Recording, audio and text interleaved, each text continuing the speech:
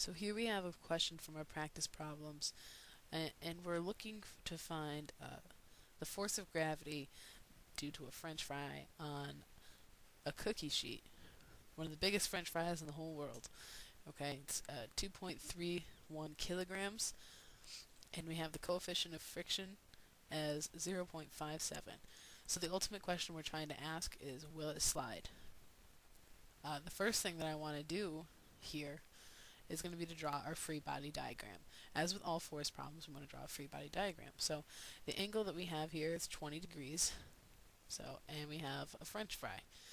And there's a force of gravity that points towards the center of the earth. And we have the normal force, we have the x and y components of gravity. So here I drew the y component and then drew the x component of our force of gravity. We also have the normal force that is perpendicular to the surface. And we have the force of friction that's opposing the direction of our object's motion, in this case the french fry. So I'm going to go ahead and find the force of gravity first. These questions are all out of order, so I think this makes the most sense and is an easy place to start. So the force of gravity is just equal to the mass times the acceleration due to gravity. So mass being 2.31 kilograms and the acceleration being negative 9.81 meters per second squared. I didn't put it as negative here, but I know that because from the free body diagram that it's actually pointing in the negative direction. So if I want to use this later, it's going to be a negative 22.7 newtons. Because I have 3 sig figs up in the numbers, I'm going to use 3 sig figs at the end. Next, I want to go ahead and find the components of my force of gravity. Notice here that these two angles are congruent, the one that I drew in and the 20-degree angle, because they are congruent triangles. So my FGX is on the opposite side of that angle, so I'm going to use the sine function. So FGX is equal to FG, which was 22.7 newtons, times the sine of our angle, which was 20 degrees. Plugging this into the calculator, I get an answer of 7.763 newtons. But again, using sig figs, I'm going to shorten that answer so that it's just 7.76 newtons. Now that I know that, I can go ahead and solve for my FGY. Now my FGY is adjacent to my angle, so I'm going to use the cosine function. FG cosine theta, of course FG was 22.7 newtons, and our cosine of our 20-degree angle. Plugging that into a calculator, it's going to be 21.331 newtons. And again, I'm going to shorten that to use the proper number of significant digits, which ends up being 21.3 newtons. Next step here is going to be to find the normal force. All right, the normal force is perpendicular to the object as it's shown, and we can figure that out by knowing that the sum of the forces in the y direction is 0 newtons. It's not accelerating, so when we figure that out, we have the normal force plus our force of gravity is equal to 0 newtons. Then solving for our normal force, we get the normal force is equal to negative the force of gravity. Now this is where the fact that the force of gravity is pointing towards the center of the earth comes into play. So we have a negative times a negative 22.7 newtons, which makes our normal force a positive 22.7 newtons. Now that we know the normal force, we can go ahead and calculate our force of friction. Now we're going to use the force of friction static because it's not moving yet. We don't know if it's going to slide, and our job is to figure out if it will. So right now we have to think of it as a static french fry. So our coefficient of static friction was 0.57, and we're going to multiply that by the normal force, which was the positive 22.7 newtons. So we end up getting an answer of 12.39 with the proper significant digits. 12.93 with the proper significant digits. This turns out to be 12.9 newtons.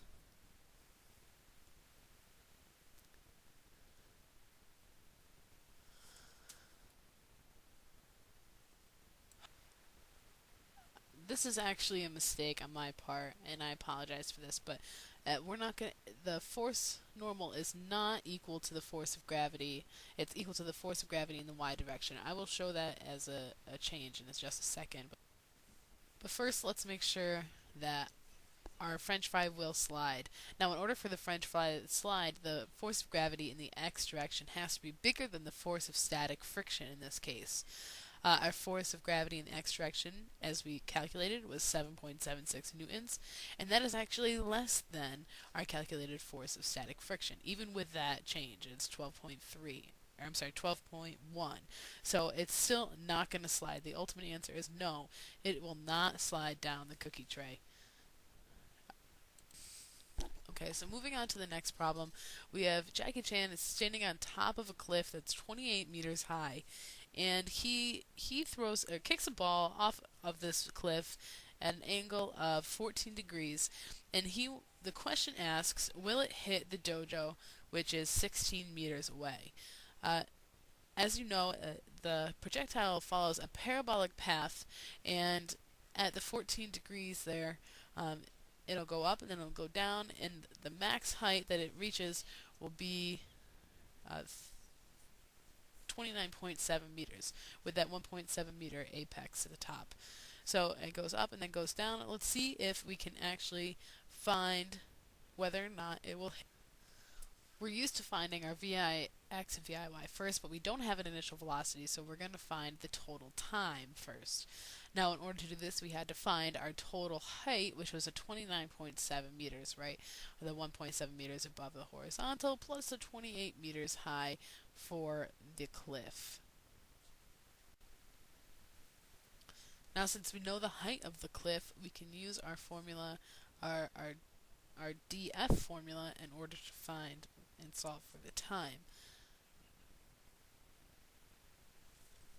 We also know that our initial velocity at the top of the apex is going to be 0, so we can cross that off and we can go ahead and solve for t such that t is equal to the square root of 2 times the displacement divided by the acceleration in the y direction. When we plug in numbers here, we get 2 equals that total height, that 29.7 meters, divided by the negative acceleration. Okay. When we solve for this, we end up getting time as 2.4607 seconds. Now, this is just for the time down. Alright, we haven't discussed the time up yet. This is only for the time down. So it's important to remember that. One way that we can solve for Vy here is by using the formula Vf squared equals Vi squared plus 2AD. We know that Vf at the top of the apex is 0 meters per second, so we can go ahead and plug in 0 for that. Then, solving for Vi, we get Vi equals the square root of negative 2AD. Plugging in numbers here, we get a square root of negative 2 times the acceleration due to gravity times the distance. Now, the distance here is only to the top of that apex. Since we said the V final was at the top of the apex, we can only use the height at the top of the apex, so 1.7 meters. When we multiply these two numbers, or all these numbers together, take the square root of it, we end up getting a velocity in the y direction initially as 5.78 meters per second.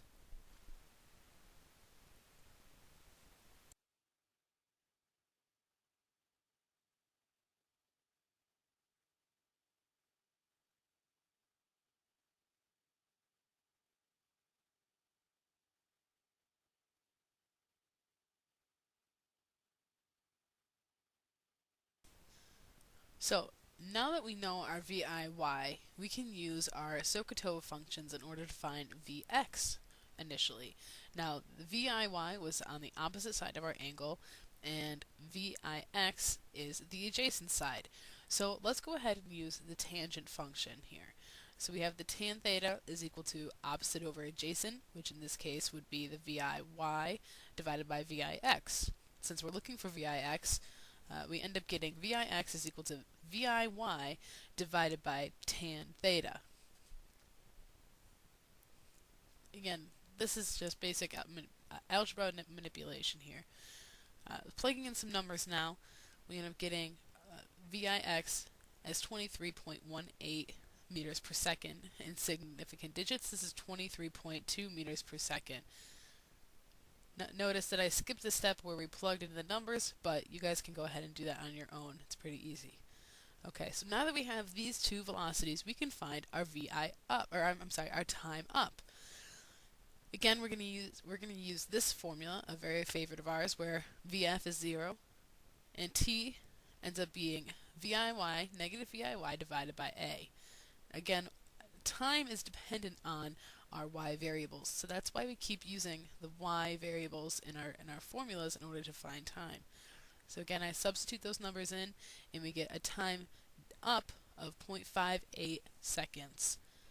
Now, in order to find the total time, we have to go ahead and add up the time up and the time down together. So 2.46 plus 0.58, 59 seconds. Total, we get an answer of 3.049 seconds.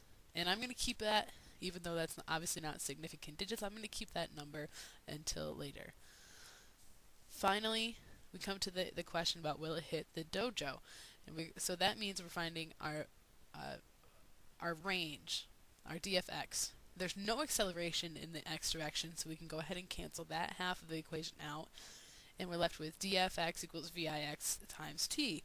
And then plugging in numbers here, vix, which is 23.2 meters per second, times our total time of 3.049 seconds, we get that the kick will sail the ball a total of 70.74 meters. So the question asks, will it hit the dojo? I'm going to go ahead and say no, because it's too far away. And now we can move on to our next question. This question asks about a Krabby Patty being thrown off of SpongeBob's pineapple house. Now, normally I would like to draw a picture of this, but I didn't have the space. But I do know that it's 79 meters high, his house, the very top of the pineapple. And I also know that the horizontal velocity is going to be 25 meters per second. So the first question is, how long will the Krabby Patty be in the air before it reaches the bottom? So the hang time is what we're trying to find. And these are the things that we already know. We already know the initial velocity is 0 meters per second. The height of SpongeBob's house is 79 meters. And we have an acceleration of negative 9.8 meters per second. So we're going to go ahead and use the dy formula, and we're going to solve it for t. So t ends up being the square root of 2 dy over ay.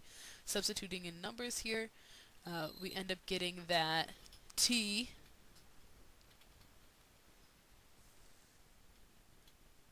is just about 4 seconds when we put it in significant digits. So t, our time, total that it's in the air, is 4 seconds. Now the next question we're wondering about is the range, the dx. How far from the bottom of the house does the Krabby Patty land? So we're going to go ahead and use the distance formula again, but now we're going to use distance in the x direction. And we have ax is 0 meters per second, and we also know our v, which was 25 meters per second. So there's no acceleration, so we can go ahead and cross that term out, and we're left with dx equals vix times t.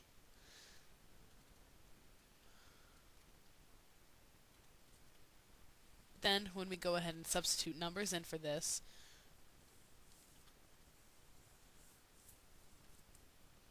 we're going to get 100 meters. 25 meters per second times 4 seconds gives us 100 meters, a distance of 100 meters.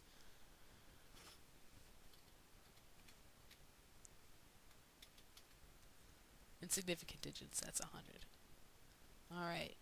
Finally, we come to the last question, which asks us about the components of our velocity, the horizontal and vertical.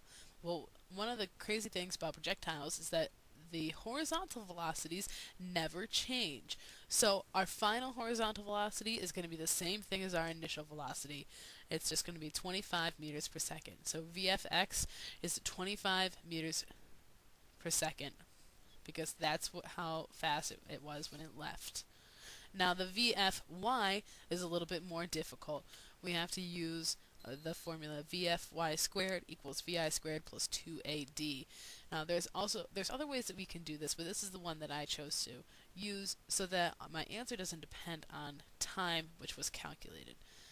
We know that our V initial is 0 if we're talking about the top being dropped. So we have VF equals the square root of 2AD. Substituting in for those numbers there, we end up getting VFY to be 39.4 meters per second. And in significant digits, this is going to be 39 meters per second.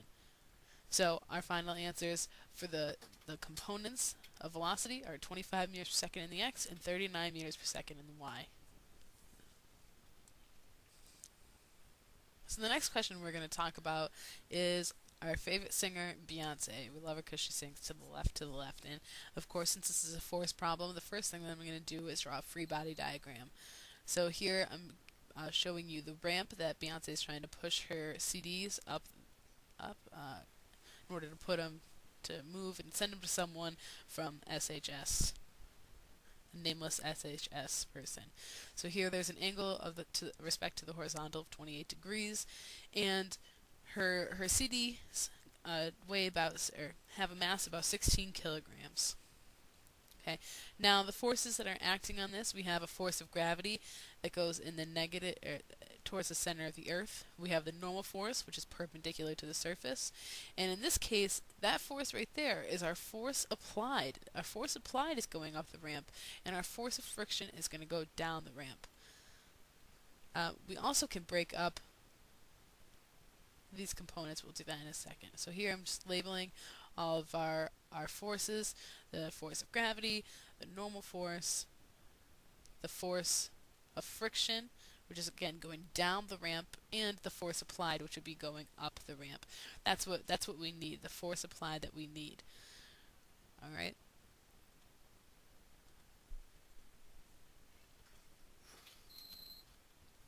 I can also break up this force of gravity into its x and y components. Now I drew this one a little long just so we could see it, but as you'll see in a second, that's going to be equal to the Fn.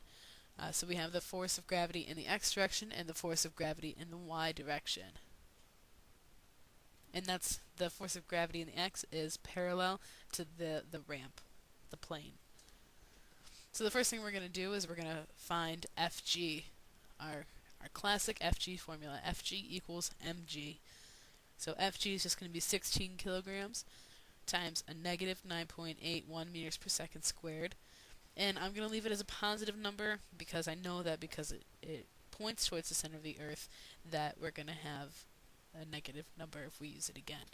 So once we do the calculations here, we get 156.96, but with significant digits, it ends up being 157 newtons.